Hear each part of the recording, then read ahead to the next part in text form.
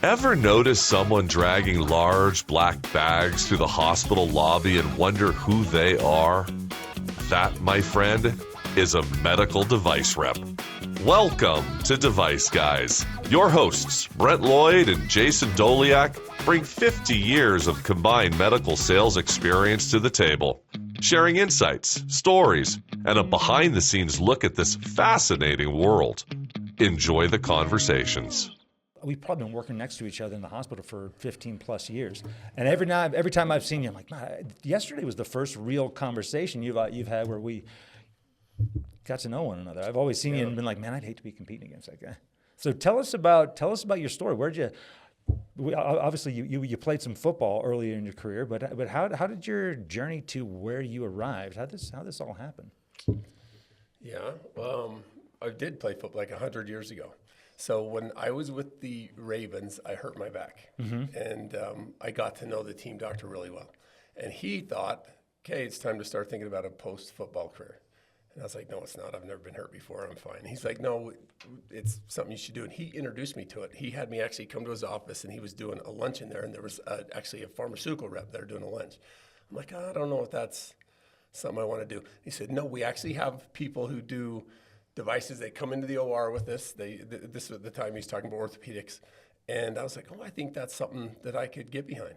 So I came back. I played one more year. So how many years total in the NFL did you play? 4 years in the NFL, 3 years active roster, 1 year practice squad. Long enough to get vested. I was never very good. Blue collar backup, worked hard. So good locker room guy, but it did what I needed to do. It was great for me and my family, and it opened a lot of doors for me. And I don't know the NFL anything is great. It's awesome. Right on.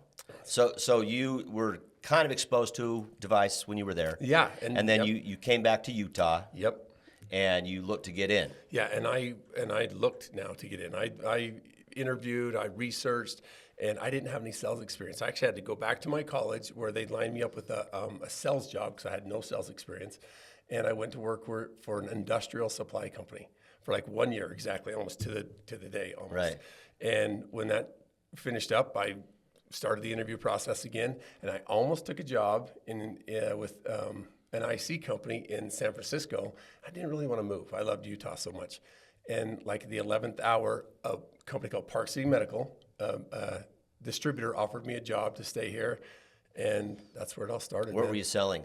I was selling OR supplies, like laparoscopic supplies. I was working with general surgeons and GYN surgeons. Right on. Yeah. So this guy's a distributor. Yes. So Yeah. that was your way in. That was my way in. And So you usually spend like 2 or 3 years at those type of jobs, Yep. and then you have success, Yep. and then someone notices, and then they call you, and then you kind of move from there. Yeah. What was your next job? All that was, yeah, exactly, like you said. So I got to know some people at J&J. They saw me in the OR working with me, and they kind of offered me a job. And I went back to him, and I'm like, I think I may want to make the move. And he's, no, we want to keep you here. So he made some things to I actually moved up his company. I was actually second in charge there. I was really proud of it. And it wasn't until Boston Scientific came along and offered me a job, and I was like, I actually got to take this one. Well, wait a minute. Because I was You're thought missing Minx. Yeah. Well, that's after. That's after. You went yeah. Boston first? So I started with Boston in 2000, and in endoscopy, and it was great. That's where I worked with Carl Budge and a bunch. That's where I learned a lot of like kind of the non-negotiables, and I mean, what makes Boston, Boston. So I was at Boston, I think 5 years, and then I went to Medtronic and did heart valves. Okay, I remember that. Yep. Yeah. And when I was at Medtronic, it wasn't there long, and I was like, ooh, I miss the culture of Boston. Boston was my gig, so I wanted to get back in the lab. So then I took a job with Access Closure to get back in the lab. Dude, this is why I like you, because you sold a closure device. Yep. That's what I got into Yep. cardiology with a closure device, and they were both kind of like snake oil devices. Yeah. Extravascular. Yep. It was almost kind of like, did it work or did it not work? Yep. And you had to sell the hell out of that thing.